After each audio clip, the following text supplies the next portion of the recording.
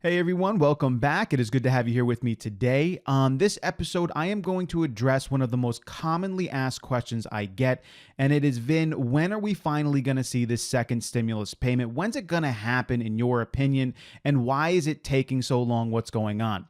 So by the end of this episode, I am going to give you my best educated guess on when those next stimulus payments are going to go out and try to address for you the reason why it's taking so long and the important dates that are coming up in the future that you need to know about. So let's get right into this thing. First off, May 15th, the United States House of Representatives passed the HEROES Act, which was about 48 days after the previous act, which was the CARES Act, which gave you your first $1,200 stimulus payment. Now we are in June 19th. But what I'm going to do is go over the reasons why it's taking so long for you. These are not excuses. I'm just going to tell you this is what the people in leadership are going to say. And here they are. Reason number one, they want to get the money out that's already been passed. Our government has spent $3 trillion in stimulus and economic bills. Much of the money has not even been used yet. And so because of that, the Senate in particular wanted to take a break to usher out that money.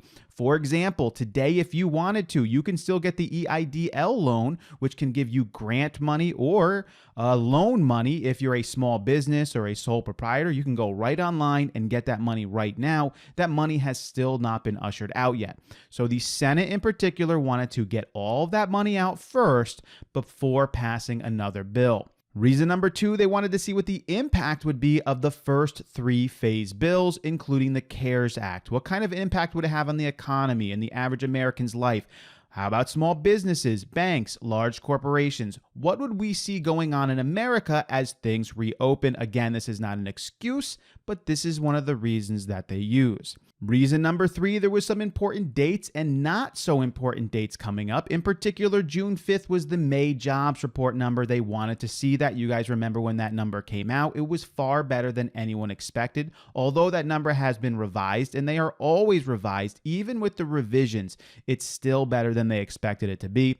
Also, every week, new unemployment numbers come out. So they wanted to get some consistent data on the progression of the unemployment numbers. July 2nd is the upcoming date in which the June job numbers are going to come out. This is a big date. I've been putting it on the calendar for you guys to circle. They are going to look at that very carefully. Also, they were looking very carefully at the reopening dates of locations around the United States of America, and they wanted to see the impact that would have on the economy and the spread of the pandemic itself. And lastly, the Congress, and this is the most unimportant dates of all, has a lot of vacation days, in particular the one coming up, which is from July 3rd to July 19th. And because of all these vacation days, it only gives them a limited amount of time to actually debate and pass a new bill. And finally, reason number four, which is going to be Senate Republicans. The Senate is more conservative than the House of Representatives, and with this comes more fiscal conservatives who are generally more apt to have a wait and see approach when it comes to spending money, or they only spend money on those things that they really want to. So basically, they're kind of like the parents who are sort of stingy when it comes to things, but then all of a sudden you find out that they bought something that they shouldn't have because they said that they don't like spending money, but then they went out and got something really expensive. That's what fiscal conservatives in the Senate are like. They say they're not going to spend money, but then ultimately they do, generally on the things that they want to spend it on. And so handing out these sort of grants and free money is not really a part of that agenda. Unfortunately for them, it's quite necessary at this time, especially for small businesses and the American people, so there's not much else they can do. So with all that information, let me go ahead and tell you when I think you're going to see this next stimulus payment into your account. First, we have to have the July 2nd jobs numbers come out.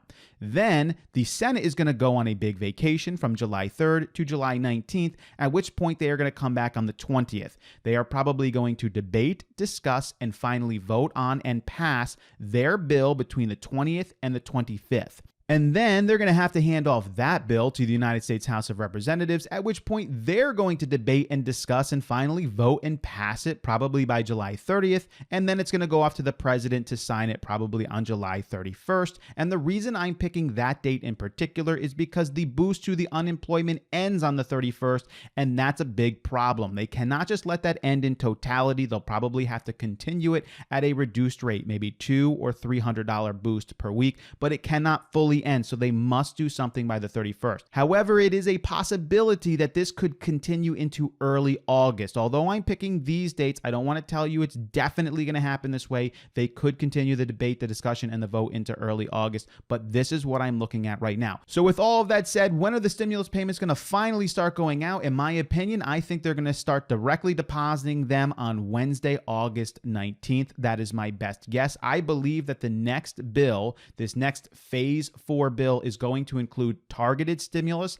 and another one-time $1,200 payment. I have been saying this all along. And then let's go ahead and update our chart. So if you're not familiar with the chart, here it is. I'm just going to put everything right up there for you because there's not many changes. These are the top 5 contenders that are going to be included as more stimulus or not more stimulus, and that's the payout timeline that I just gave you. The only change I'm making to the chart for today is I am taking that direct payment, the one-time $1,200 direct payment, from a 55% to a 56%. In the last couple of days relating to this one-time $1,200 payment, we've seen some good news from Donald Trump, some good news from Steven Mnuchin, and some good news from Mike Pence. So therefore, I'm going to just up it a little tiny bit.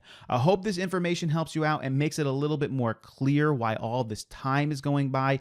And at least now you have a date that you can sort of look forward to and say, you know what, there's some educated data and information behind this August 19th date being the time at which these next stimulus payments are going to come out. And I'm kind of interested to see how close I'm really going to be. And it's going to be interesting. I may be playing this video 2 months from now saying, hey, I got it all the way back on July 19th. That August 19th was going to be the date. I might be off by a week or two. That's a possibility.